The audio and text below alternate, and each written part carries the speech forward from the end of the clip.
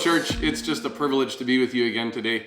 And I'm excited to dive into Ezekiel chapter 20 and 21 together with you. Some super applicable stuff for us today.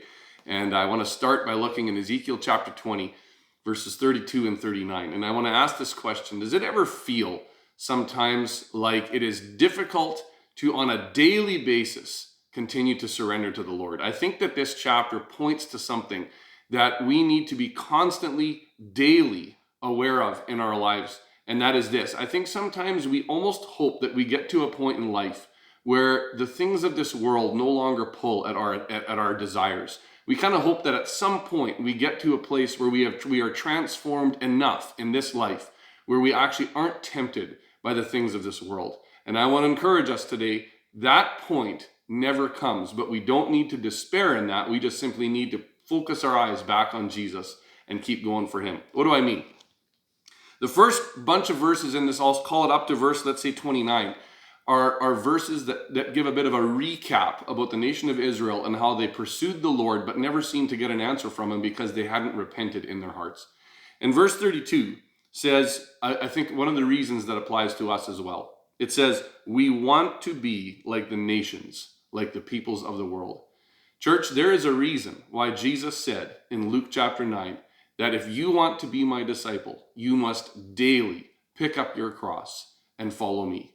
The reality, church, is that Paul gives a very compelling truth in 1 Corinthians 9 that addresses this, where he says, essentially, run the race with perseverance and keep your eyes on the prize. I beat my body, he says, so that it does what I want it to, so that when the day of the prize comes, I will not be disqualified. Church, let's not think that the day is going to come where we will no longer be tempted by the things of this world, but rather let's turn our eyes to Jesus in the race so that our eyes stay focused on the end. Now here's the thing. Sometimes if you're like me, you have a mentor or two in your life where you look at their lives and you say, man, it actually seems like the world just doesn't pull at them at all. Doesn't seem fair. I hope I get there at some point.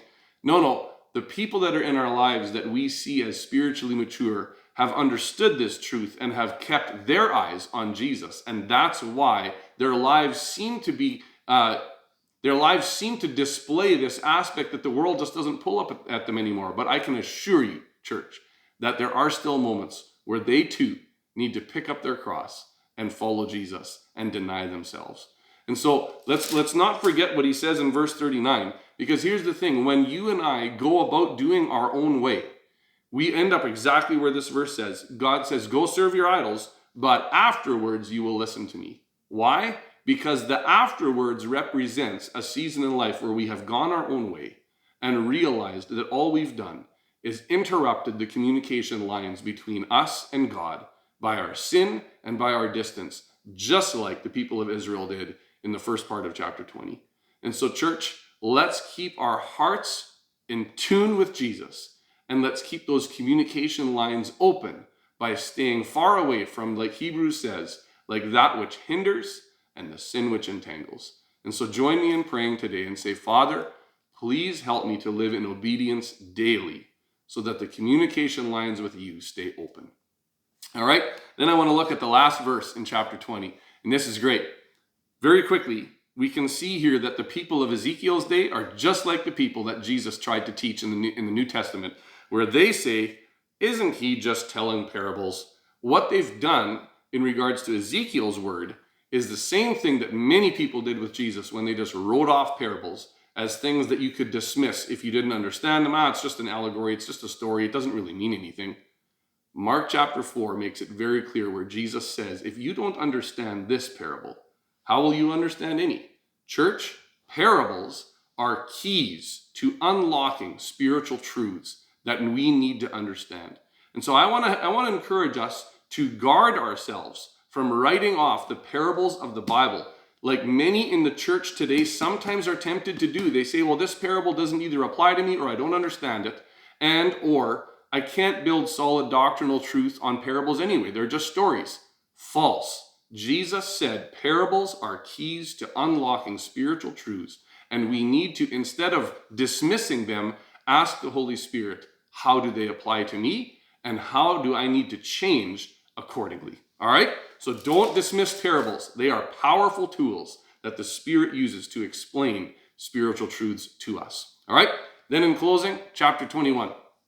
I want to focus on verses 18 to 23. Do we ever feel like the world seems to be dismantling itself at an alarming rate? We see all around us things like depravity in society taking over. We see and hear stories about people in the church that are falling away and losing faith. Church, I want us to be encouraged. You can see in these verses that Ezekiel is essentially doing something for the king of Babylon that he is going to attempt to understand by witchcraft.